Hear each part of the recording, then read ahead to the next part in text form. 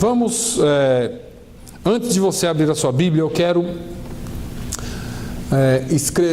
falar alguma coisa que Deus colocou no meu coração essa semana. Paulo, escrevendo aos Coríntios sobre a Santa Ceia, ele exortou a cada um de nós a fazermos um autoexame antes de comer do pão e beber do cálice. Nesses últimos dias eu tenho falado aqui sobre igreja, apesar de eu não citar muito ou não trazer aqui uma série numerada de estudos ou de palavras com o tema ou com o título de igreja, mas o tema é relacionado à igreja. Eu tenho tentado de várias e diversas formas falar sobre comportamento, sobre como caminhar, sobre como andar, sobre como viver a vida cristã. E um dos maiores desafios que eu sempre enfrentei na minha caminhada cristã, principalmente como líder ou fazendo parte de uma liderança e estando à frente ensinando, é a responsabilidade de subir aqui no altar e ter uma palavra de Deus para as pessoas.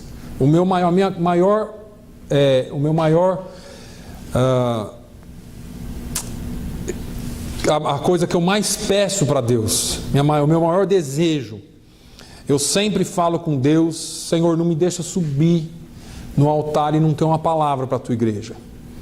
Não sou eu que transformo, não é a tonalidade da minha voz que transforma, não é o que eu faço aqui em cima que transforma, é o que eu prego com responsabilidade para que a palavra seja aplicada na vida de cada um. A minha maior preocupação, portanto, não é se nós ou se eu terei muitos seguidores ou pessoas aceitando a palavra que eu prego. A maior preocupação que eu tenho é de ministrar a palavra de Deus com responsabilidade para a igreja. É a minha responsabilidade, e eu aprendi no decorrer da minha vida que quando Jesus vier cobrar posturas da liderança da igreja, Ele não vai cobrar quantos crentes eu tinha na igreja, quantas pessoas eu forcei ou eu consegui convencer. Ele não vai cobrar o que eu fiz aqui em cima, Ele não vai cobrar os resultados da minha pregação, mas porque resultados não dependem de mim, resultados dependem da palavra e daquilo que ela fala no seu coração e como você reage a ela. Nós já aprendemos aqui, mas Deus cobrará a responsabilidade com que eu preguei, com que eu ensinei a sua palavra. Se Deus fosse cobrar resultados, quantidade de pessoas, quantos são batizados, ou quantos são batizados com o Espírito Santo, ou quem profetiza, ou quem não profetiza, eu estaria perdido, e provavelmente Jeremias também. E todos nós, né? Jeremias foi o profeta que pregou, foi chamado por Deus no capítulo 2 ou no capítulo 1, se eu não me engano, não me lembro, tanto faz, mas Deus o chamou, e ele, no capítulo 1, e disse: olha, eu te dei as nações por profeta. Deus chamou Jeremias para profetizar. Deus chamou Jeremias para falar. Mas Jeremias foi o profeta que mais pregou e menos foi ouvido. Ninguém se converteu. Pelo contrário, Deus mandou juízo sobre a terra porque não ouviram a Jeremias. Agora, Deus cobrará sim as nossas posturas, as responsabilidades, a intenção dos nossos corações com a ação que nós fazemos de acordo com a sua palavra. O maior desafio dessa geração não é quão rebelde os nossos filhos pareçam ser. O maior desafio dessa geração não é o pecado, ou a idolatria, ou talvez qualquer outra coisa que você queira classificar, porque isso sempre existiu na face da terra. O maior desafio que nós enfrentamos nessa geração é o descrédito da palavra de Deus. São as pessoas não darem crédito, é a falta da capacidade de ouvir e entender. A Bíblia diz que as pessoas têm os seus ouvidos agravados pelo pecado. E Como pastor, eu já tenho falado aqui por alguns anos, e nós sempre falamos, mas parece que sempre encontramos barreiras, inclusive nas nossas vidas. Porque quando Deus fala a palavra a mim e eu transmito a você, Deus primeiro falou a mim. Primeiro Deus falou comigo, quando eu estava limpando, quando eu estava dirigindo, quando eu estava orando. Depois eu venho aqui e transmito aquilo que Deus falou. Eu tinha uma palavra um pouco diferente para pregar hoje. É interessante que lá no capítulo 25 de Jeremias, no versículo 3, nos versículos 3 e 4, a Bíblia diz assim, Jeremias falando, desde o ano 13 de Josias, filho de Amon, rei de Judá, até o dia de hoje, período de 23 anos, tem vindo a mim a palavra do Senhor, e vô-la tenho anunciado. Madrugando, falando, mas vós não escutastes.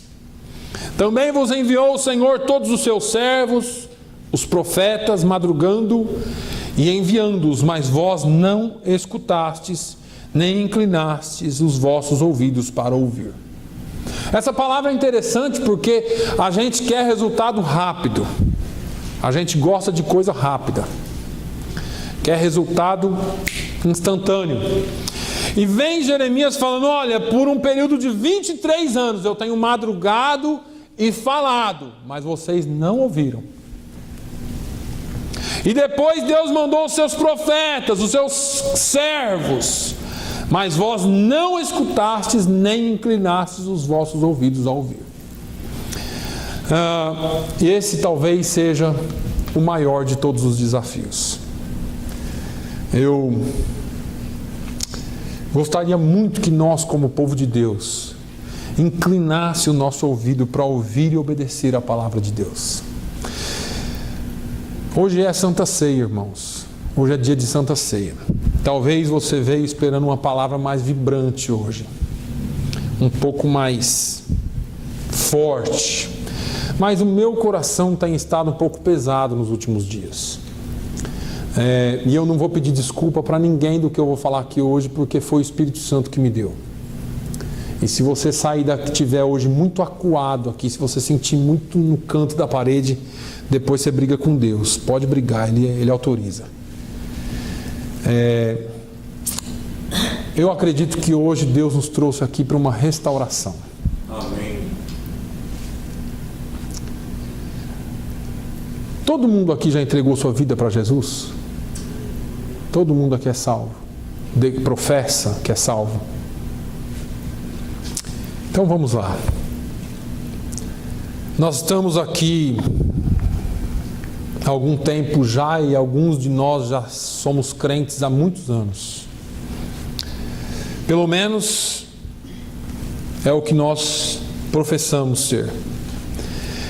Como crentes há muitos anos, nós deveríamos estar caminhando já de uma forma mais adulta ou mais madura na fé.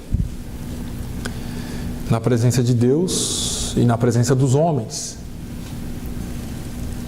O que acontece é que alguns de nós, e eu me incluo, muitas vezes agimos como criança, tão infantis. E às vezes nós, e eu me coloco, irmãos, eu estou me colocando nessa posição, brincamos de ser crente. E você pode estar dizendo assim, o pastor hoje veio afiado. Eu não vim afiado. Eu vim determinado, depois de algum tempo de oração, depois de algum tempo de pensar e refletir na palavra de Deus. Existe uma palavra na Bíblia, que na Bíblia ela é muito utilizada, mas nas nossas vidas ela é muito pouco utilizada. Essa palavra é a palavra exortação. A palavra exortar significa advertir, aconselhar, admoestar, repreender e censurar. Se você buscar na internet, você vai achar outra. Em primeiro lugar, vem uma outra definição para ela, que é a que nós mais usamos: encorajamento. No entanto, a palavra de Deus nos mostra ela mais como advertência, mais como aconselhamento, mais como admoestação, mais como repreensão e censura do que como encorajamento. No Novo Testamento, essa palavra ela é amplamente usada, mas nos nossos dias nós trocamos o sentido dela e passamos a usá-la somente no sentido de encorajamento. Então eu trago aqui uma palavra de encorajamento para a igreja e falo que a igreja foi exortada. Me perdoem, mas se você quer só uma palavra de encorajamento, a televisão está cheia de autoajuda. Tem pregadores lá que pregam só sobre autoajuda. Você merece, você tem direito, Jesus morreu por você e você é o centro das atenções. Não, senhores. Isso é o que alguns pregadores dizem e as suas igrejas estão lotadas. A Bíblia nos ensina a exortar, a chamar a atenção, a mostrar o caminho do bem e te mostrar também o caminho do pecado. E muitas vezes nós estamos longe disso. A palavra nos adverte que exortemos uns aos outros. Daqui a pouco nós chegamos lá. Hebreus 3. Eu quero falar aqui aquilo que você já está cansado de saber, mas Deus vai te falar quantas vezes você for necessário ouvir, quantas vezes nós precisarmos ouvir. Quando Paulo escreveu à igreja de Corinto, eu comecei assim: Paulo nos ensina e fala sobre aquilo que nós devemos rever no nosso interior. E durante a sua carta, logo no começo da carta, ele começa tratando com alguns pequenos, porém graves problemas que estavam acontecendo na igreja de Corinto. Pense numa igreja poderosa, irmãos. Pense numa igreja que falava línguas, que profetizava, uma igreja que tinha revelação, uma igreja que era uma bênção de poder. Todas as manifestações dos dons espirituais estavam lá. Assim era a igreja de Corinto. Deus usava um aqui, outro levantava ali, e era aquela profecia, aquele monte de profecia. O problema é que, a despeito de todas as manifestações espirituais, a despeito de tudo que acontecia dentro da igreja, os crentes de Corinto estavam tendo problemas de comportamentos e de relacionamentos. E deixa eu te dizer uma coisa, não adianta você falar para mim aqui, erguer sua mão, louvar, fazer o que você quiser fazer aqui. Se você não tiver um relacionamento assim com os homens, você nunca terá um relacionamento assim com Deus. Porque Deus não veio para quebrar relacionamentos humanos, Deus veio para criar relacionamentos. E bons relacionamentos. Quando Paulo ficou sabendo desses probleminhas, entre aspas, como líder, ele resolveu tratar dos problemas de uma maneira bem direta. E eu tenho sido um tanto quanto acuado por Deus e pelo Espírito Santo para tratar de alguns problemas de forma bem direta. Ele disse assim, na primeira carta aos Coríntios, no capítulo 3, logo no começo do capítulo: E eu, irmãos, não vos pude falar como a espirituais, mas como a carnais, como a meninos em Cristo. Com leite vos criei e não com carne, porque ainda não podíeis, nem tampouco ainda agora podeis. Porque ainda sois carnais, pois havendo entre vós inveja, contendas, dissensões, não sois porventuras carnais e não andais segundo os homens? Você fala, Paulo pegou pesado. Não sou eu não, tá, irmãos? Pega a sua Bíblia aí e lê, não sou eu que estou falando isso não. Como podemos viver uma vida de relacionamento com Deus? Como podemos entender que Deus tem obrigação de me abençoar? Porque alguns assim pensam. Se entre nós há inveja, contendas, dissensões, falácias e outras coisas, ou falatórios. Esses crentes, eles professavam a fé. Assim como nós frequentavam a igreja, provavelmente eles tinham debaixo do braço a lei ou as cartas paulinas para outras igrejas, eu sei lá o que eles tinham, eu não quero entrar nesse detalhe histórico aqui. Eles tinham algumas palavras que eles seguiam, eles cantavam hinos, eles iam para a igreja. As mulheres usavam véu, porque tinha lá um problema de adoração às prostitutas que estavam no templo da deusa Diana. E toda essa questão histórica. Mas lá dentro da igreja, estava tendo mexerico. Lá dentro da igreja tinha gente causando contenda, tinha gente causando dissensões. Lá dentro da igreja estava tendo probleminhas que não podia acontecer no meio do povo de Deus. Nós precisamos nos proteger do engano de Satanás.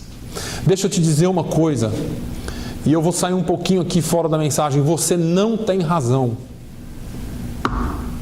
Ah, mas eu estou certo, ele está errado, ele fez isso, ela fez aquilo. Eu não me importo, você não tem razão.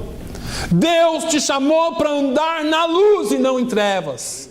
Deus te chamou para perdoar, Deus te chamou para abrir os braços, Deus te chamou para ser como Ele quer que você seja. E se você não está sendo, é melhor hoje você fazer um autoexame. Não é porque você pertence a uma igreja, ou a uma denominação, ou está aqui toda quarta, todo domingo, 10 vezes por semana, que você é salvo. Deixa eu te dizer e eu vou te explicar isso. O que nos livra da condenação é obedecermos os mandamentos de Jesus Cristo. Não é frequentar igreja. Eu não consigo não consigo entender obediência onde há pecado, onde há inveja, onde há contenda, onde há dissensão. Sabe por quê, irmãos? Porque isso é uma mentira de Satanás, porque isso é engano de Satanás. O diabo, ele não vem com grandes coisas para nós, irmãos. Deixa eu explicar para vocês. Nós estamos em família aqui, um culto de Santa Ceia. O diabo não vem aqui, joga uma bomba aqui no meio para explodir. Ele vem com coisinha pequena, com picuinha. Porque ele sabe que onde não há união, Deus não ordena a sua bênção. Salmo 133. É ali, na união, que Deus ordena a sua bênção, não é na desunião. Se eu pudesse quebrar a cabeça de alguém e enfiar isso dentro. Quando Jesus ele resumiu os 10 mandamentos, ele falou o seguinte: amarás, pois, o Senhor teu Deus de todo o teu coração, e de toda a tua alma, e de todo o teu entendimento, e de todas as tuas forças. Este é o primeiro mandamento. E vem o segundo. E o segundo semelhante a este, não é diferente. Por isso que ele deu só 2. Amarás o teu próximo como a ti mesmo.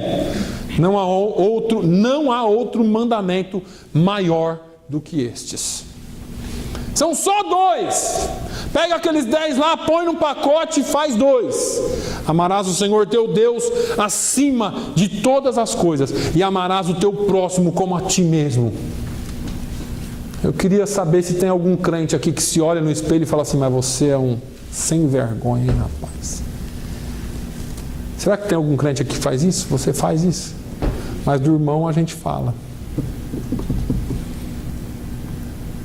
Do irmão a gente fala. O problema é muito mais profundo do que nós podemos imaginar. Apesar de nós falarmos que sabemos, que conhecemos, que temos, que somos, nós agimos da forma errada.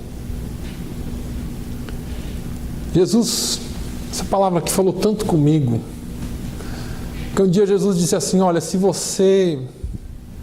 trouxeres a tua oferta ao altar, e aí te lembrares de que teu irmão tem alguma coisa contra ti, deixa ali diante do altar a tua oferta. Vai reconciliar-te primeiro com teu irmão, e depois vem e apresenta a tua oferta. Eu me lembro quando eu comecei na minha vida ministerial. Um dia eu cheguei numa igreja para pregar, eu estava me sentindo a última bolacha do pacote. Sabe, aquele pão com ovo? Estava me sentindo o máximo. Eu vou pregar hoje aqui, Deus vai virar esse negócio de cabeça para baixo, vou arrebentar a boca do balão. Uma igreja grande, cheia. Deus estava movendo nos louvores. Eu falei: é hoje o negócio vai pegar aqui.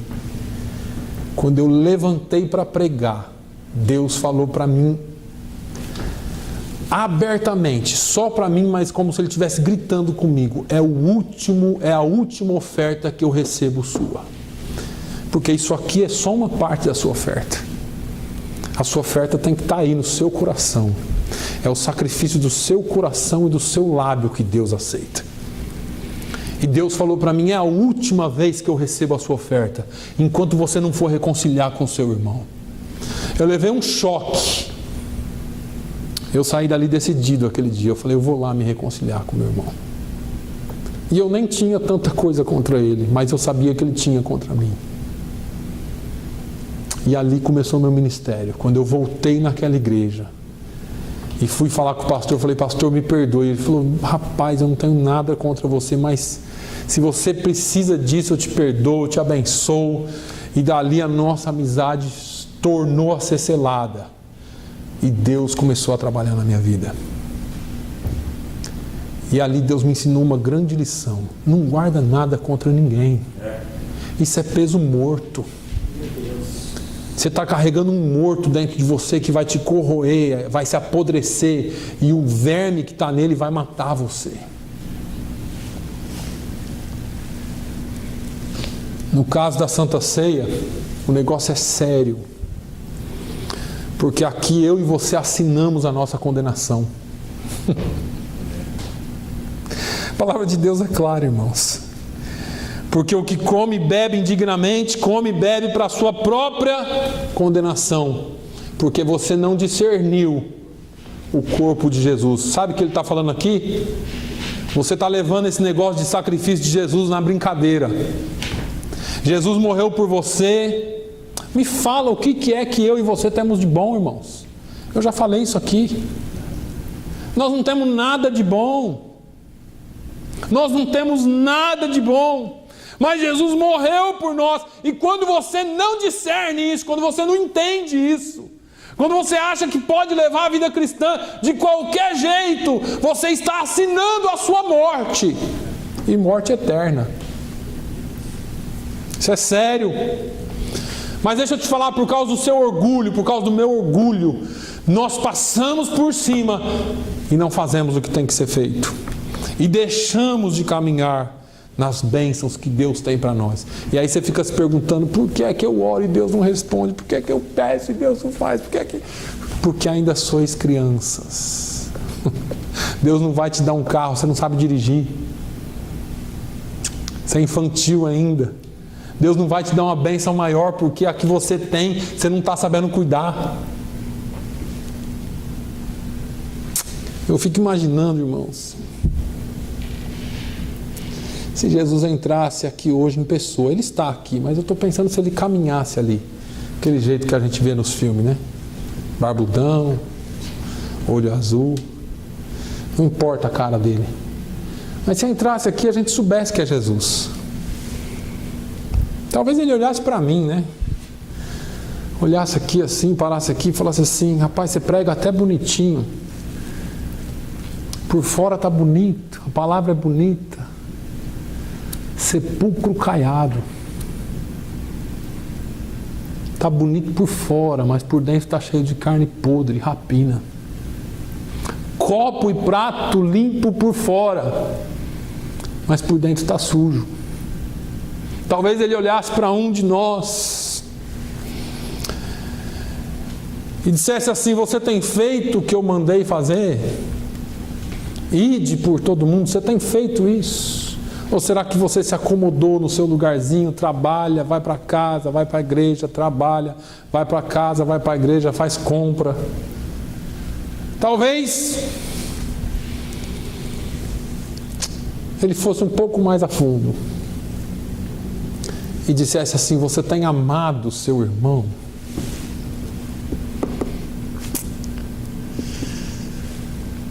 Você tem cumprido o segundo grande mandamento, de amar o seu próximo como a ti mesmo? O que você está carregando no seu coração, irmão? Nós precisamos vencer isso. Deus nos chamou para a vitória, Deus nos chamou para andar na luz, Deus nos chamou para estar com Ele. O povo de Deus precisa andar fora do pecado. Eu me lembro O povo de Deus sempre andou em pecado na Bíblia, sempre. E nos tempos de Elias, ele desafiou os profetas de Baal e os profetas ou as profetisas de Azera, como quiser. Conclamou para aquele grande desafio, e todo mundo conhece a história. Mas o que me chama a atenção é que Elias não iniciou com um grande quebrantamento no coração do povo por uma performance nunca antes vista. Ele não começou fazendo um negócio fenomenal. Ele não começou com uma grande manifestação espiritual. Elias chama o povo e antes de fazer qualquer coisa, ele exortou. Ele chamou a atenção e ele não falou assim: olha, eu estou aqui, eu quero que vocês me ajudem em oração aqui, porque eu vou ver esse negócio, ver se vai dar certo, esse negócio de desafio. Não. Ele chamou o povo e falou: vem cá, junta aqui, me ouça, me ouça. 1 Reis 18, 21. Então Elias se chegou a todo o povo e disse: até quando cocheareis entre dois pensamentos? Até quando você vai estar com um pé na igreja e um pé no mundo? Até quando? Se o Senhor é o seu Deus, seguiu. Mas se o mundo, se Baal é o seu Deus, seguiu. E sabe o que a Bíblia diz? O povo não lhe respondeu nada. Sabe por quê? Porque quem está errado geralmente fica calado, né? Porque diz o ditado que quem cala consente. Nesse caso aqui o aperto foi tão grande de uma vez. Ele não chegou e falou nada com o povo. A primeira coisa que a Bíblia registra que ele falou foi isso: até quando vocês vão ficar com um pé lá e um aqui? Depois de toda aquela ladainha lá dos profetas de Baal, a Bíblia diz que Elias disse a todo o povo: chegai-vos a mim. E todo o povo se achegou a ele. E ele começou então fazendo o que precisava ser feito. E restaurou o altar do Senhor que estava quebrado.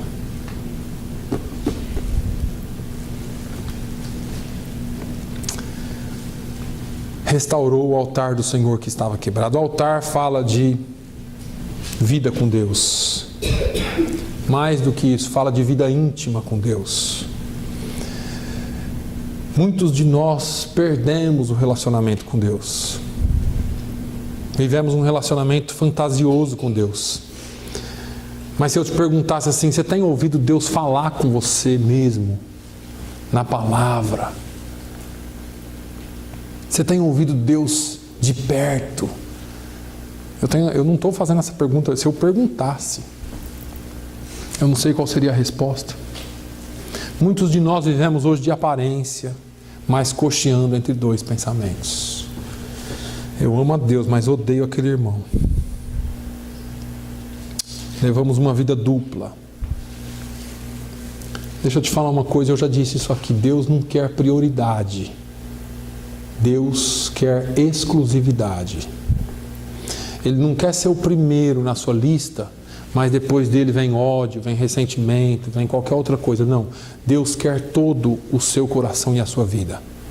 Ele quer ser exclusivo no seu ser.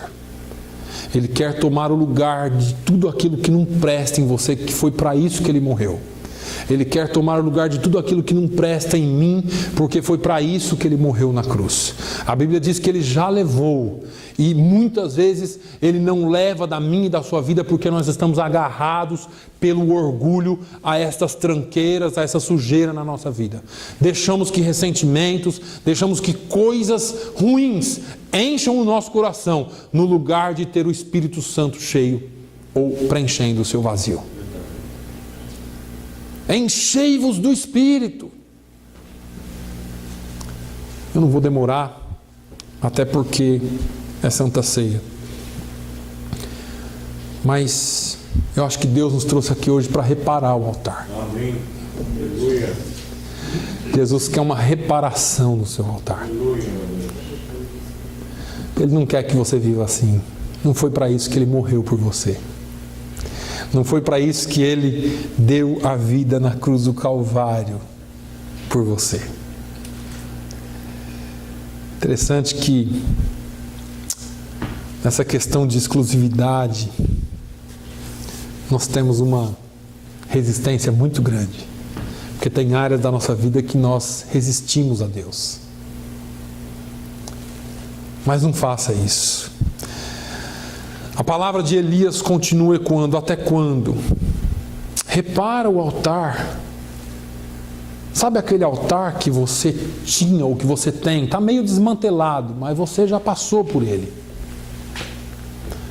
Você um dia cantou cânticos espirituais, de verdade. Você um dia profetizou mesmo sem saber. Um abraço, um versículo, uma palavra de encorajamento pode ter sido profecia na vida de alguém e você não sabia disso. Você já sentiu a presença do Espírito Santo com você por muito tempo, 24 horas por dia, mas hoje talvez você já não sinta mais. Está na hora de reparar o altar. Amém. O que Elias fez? Ele reparou o altar de Deus que estava quebrado. Olha como ele fez isso. Ele tomou 12 pedras, conforme o número das tribos dos filhos de Jacó, ao qual veio a palavra do Senhor dizendo: Israel será o teu nome. Sabe o que é isso, irmãos? Elias estava falando mais ou menos assim para Deus: Senhor, esse negócio aqui está todo desmantelado. Esse povo todo está em pecado.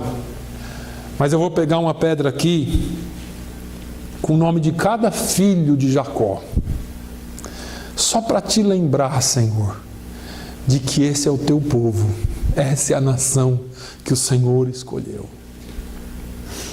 Deixa eu te dizer uma coisa: não importa como você esteja ou o que você tenha feito, nessa manhã eu quero trazer a memória ao Senhor Deus de que você é filho dele, comprado por ele, adquirido por um alto e bom preço pago na cruz do Calvário.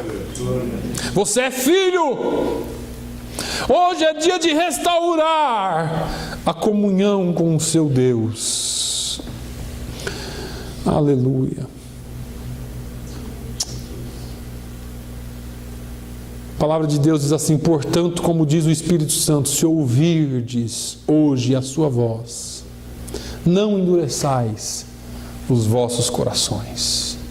Como na provação, no dia da tentação do deserto, onde vossos pais me tentaram, me provaram e viram por 40 anos as minhas obras. Por isso me indignei contra essa geração e disse: estes sempre erram em seu coração e não conheceram os meus caminhos. Assim jurei na minha ira que não entrarão no meu repouso. Vede, irmãos, que nunca haja em qualquer de vós um coração mau e infiel para se apartar do Deus vivo.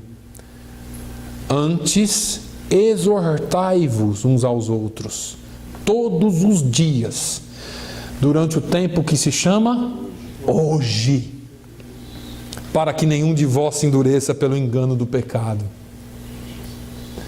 Aleluia. Porque nos tornamos participantes de Cristo, se retivermos firmemente o princípio da nossa confiança até o fim. Enquanto se diz hoje, se ouvirdes a sua voz, não endureçais os vossos corações. Ele fala 2 vezes no mesmo texto. E ele fala uma coisa aqui: olha, vocês se tornaram participantes de Cristo. O que é isso que nós fazemos aqui hoje? Participamos do quê? Do corpo e do sangue de Cristo. Mas a palavra, ela vem chamando a nossa atenção. Eu só vou ler mais 2 versículos. Jó 5,17 diz assim: eis que bem-aventurado é o homem a quem Deus repreende. Não desprezes, pois, a correção do Todo-Poderoso. Isso é uma coisa. Hebreus 12:11. E na verdade, toda a correção ao presente não parece ser de gozo. Parece ruim. Está me corrigindo. Fica triste, né? Se não de tristeza, ele diz aqui. Mas depois produz um fruto pacífico de justiça nos exercitados por ela, naqueles que são exercitados pela justiça. Parece que no começo é chato ser chamado a atenção, ninguém gosta. Eu nunca gostei, meus filhos não gostam, ninguém gosta de ser chamado a atenção até hoje. Quando eu sou chamado, dá aquele negócio no orgulho, né? Vai no brio. Mexe com a vergonha na cara. Você fala, caramba, eu sou não era para ter feito isso, mas, sabe, ninguém gosta de ser chamado a atenção, mas depois produz um fruto pacífico, de justiça, para aqueles que são exercitados na justiça. O Senhor não aceita nada menos do que Ele mesmo declarou sobre a sua casa. E você conhece isso. Também os levarei ao meu santo monte, e os alegrarei na minha casa de oração. Os seus holocaustos e os seus sacrifícios serão aceitos no meu altar, porque a minha casa será chamada casa de oração para todos os povos. Deus aceita sim o seu sacrifício, quando você reparar o altar. Lembra que eu falei lá no começo? Perdemos a capacidade de ouvir, de entender. O nosso orgulho não deixa muitas vezes. Mas o Senhor quer que ainda essa casa seja chamada casa de oração. O Senhor ainda quer ouvir e aceitar o sacrifício dos seus lábios e do seu coração. Deus quer corrigir. E a Bíblia diz que Ele corrige o filho que ama. Que ama. Pastor, está doendo, sinal que você ainda está vivo. Morto não sente dor. Mas eu não gostei muito, não tem problema. Daqui a pouco vai se tornar num fruto pacífico. Daqui a pouco as coisas se acalmam e você vai sentir a alegria da salvação de novo. Faz como Davi. Senhor, crie em mim um espírito reto e renove em mim um coração puro. Torna a dar-me a alegria da tua salvação. Está cheio de crente que perdeu a alegria da salvação. Que nessa manhã o Senhor renove a sua alegria. Que o Senhor renove a alegria da salvação em você. E que você possa se regozijar no Senhor. Amém. Nós vamos orar. Enquanto eu oro, você faz um autoexame. Vê onde é que nós temos errado. Fala com Deus.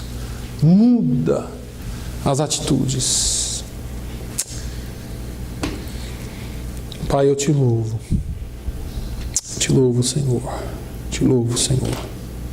Eu te louvo, Senhor. Andrew, can you play a song for us here? Eu te louvo, Jesus, pelo teu amor. Te louvo, Senhor. Nós cantamos essa manhã esse corinho. Jesus, there's something about that name. Do you have one more copy? Can you just follow?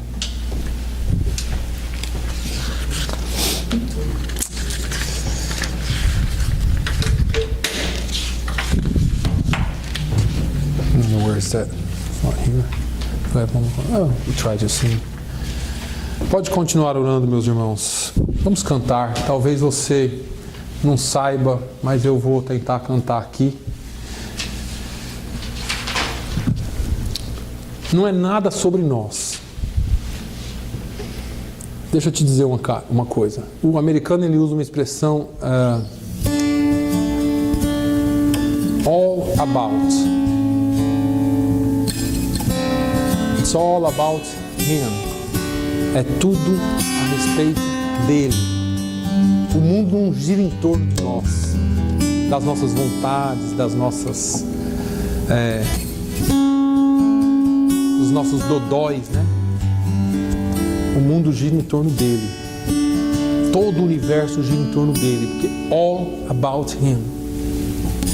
Jesus, Jesus, Jesus.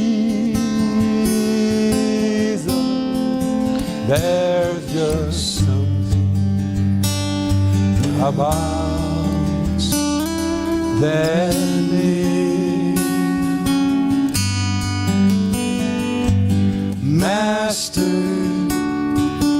Savior, Jesus, like the fragrance after the rain.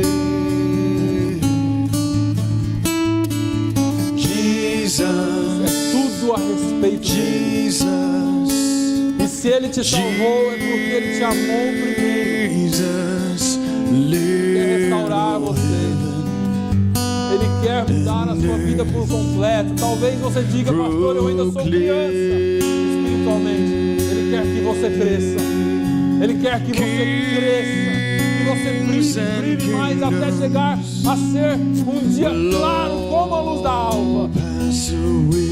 Todas as coisas vão passar, mas há algo muito grande a respeito deste nome, nome de Jesus. E é nesse nome que eu quero nessa manhã orar por você. Senhor, no nome de Jesus, o nome que é sobre todo nome, ó Deus. Eu repreendo agora toda ação de Satanás nessa igreja, na vida do teu povo, qualquer picuinha, qualquer mexerico, qualquer fofoca, tudo que um dia foi lançado para destruir a união do teu povo, eu repreendo agora no nome de Jesus. Arranca todo orgulho, arranca tudo aquilo que não provém de ti, Senhor, e comece a encher o teu povo com o teu Espírito Santo. Comece, Senhor, a encher, ó Deus, o teu povo com a tua palavra que é viva e eficaz, mais cortante e mais penetrante do que espada alguma de dois gumes. Ó Deus, que a tua palavra vá lá agora, nas unções, ó meu Deus, das juntas e medulas, na divisão da alma e do espírito, e comece a discernir as intenções do coração. E se houver em nós, ó Deus, algum caminho mau, como diz o salmista, que o Senhor nos guie pelo caminho eterno, ó Deus. Oh meu Deus, nós confessamos os nossos pecados a Ti. Perdoa, Senhor, os meus pecados. Perdoa os pecados do Teu povo, Senhor. Que nós sejamos, ó Deus, sempre, ó meu Deus, prontos a ouvir e a obedecer e a nos arrepender. Em nome de Jesus, lava, Senhor, o Teu povo.